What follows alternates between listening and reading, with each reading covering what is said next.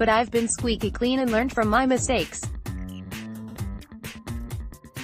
That's the best thing about it. The Dragons faithful would have known all about Norman serving an 8-match ban back in 2016 for a drug possession charge and his part in a sex tape scandal that involved vision of another person consuming drugs.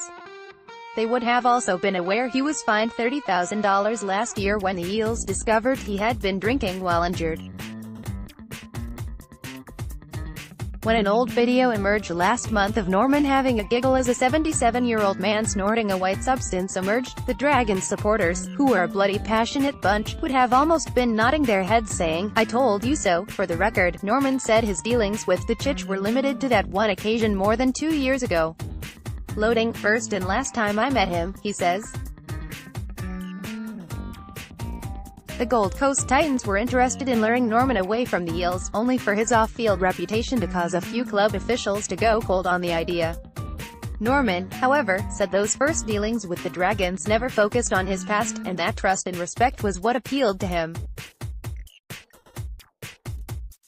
Coach Paul McGregor tried to convince Norman to join the Dragons in 2016, so he was naturally delighted he did not knock him back a second time. "It's my past, I wasn't discussed, and that was probably the most pleasing thing," Norman said. "They didn't bring anything up like that. It was pleasing they hadn't dwelled on the past." Football manager Ben Heron and recruitment boss Ian Milward met me in Sydney. They spoke about where they see me at the club, where the club was going. Then Mary came up. I had spoken to him before, and he said, "It's no secret I've wanted you before," and he was keen to get me on board. It all happened quickly. It was no secret I wasn't in paramedics' plans. That was fine. It's football. I passed on the Dragons the first time, but it had nothing to do with money. I was very comfortable at Para. We were heading in the right direction.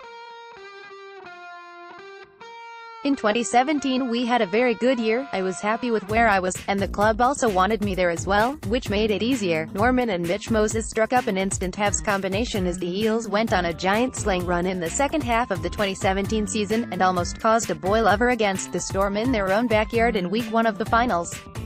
Growing pains, Corey Norman, left, seen here being congratulated by Mitchell Moses, failed to gel with his playmaking partner at the Eels last year after a spectacular start to their double act. Credit.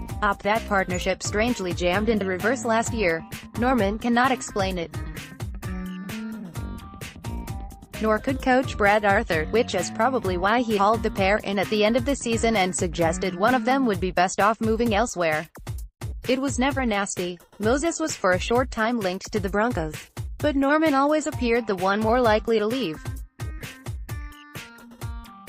After all, how on earth could his laid-back nature and love of fashion and a laugh, not to mention a smile that evokes memories of U.S. comedian Eddie Murphy, complement Arthur's military-like intensity? I felt like I had let him down a bit. We had been through so much stuff before, and I didn't want to tell him.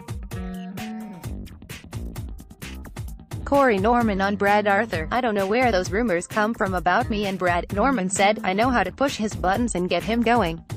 But that's what he loves about me. I try to have a laugh.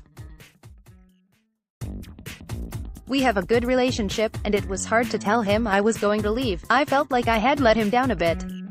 We had been through so much stuff before, and I didn't want to tell him. We still have a good relationship. Once we had a chat, I was only at training another week. As for the Moses Union," Norman said, "we're the same kind of players, we both want the ball. Weird thing is we get along well off the field, but our footy didn't connect. It didn't work between us. Sometimes that happens. Norman is one of the most exciting players in the game on his day. For all the Dragons cynics, there will be just as many Eels supporters gutted he left."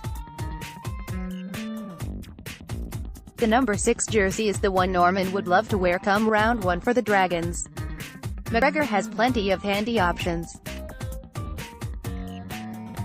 Norman's arrival allows Gareth Widdop to revert to fullback, a position he has played for England, while Norman is also no slouch at number 1. One thing in Norman's favour is the fact he has spent time in the Broncos system with Dragons number 7, Ben Hunt.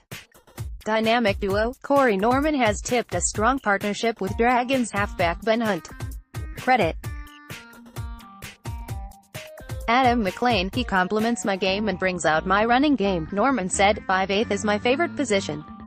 I like fullback, but I think I'm a bit slow and not explosive enough to play there. McGregor said of Norman, Corey is a quality, experienced, multi-skilled player and he strengthens our squad from the previous season. He trains well and is a highly competitive character. Norman has moved from Gladesville to the Shire. He catches the team bus with the Sydney-based Dragons. His clothing label, YKTR, is about to launch a new activewear range. There is a lot of excitement. Dragons fans should feel the same about their new, matured Larrikin.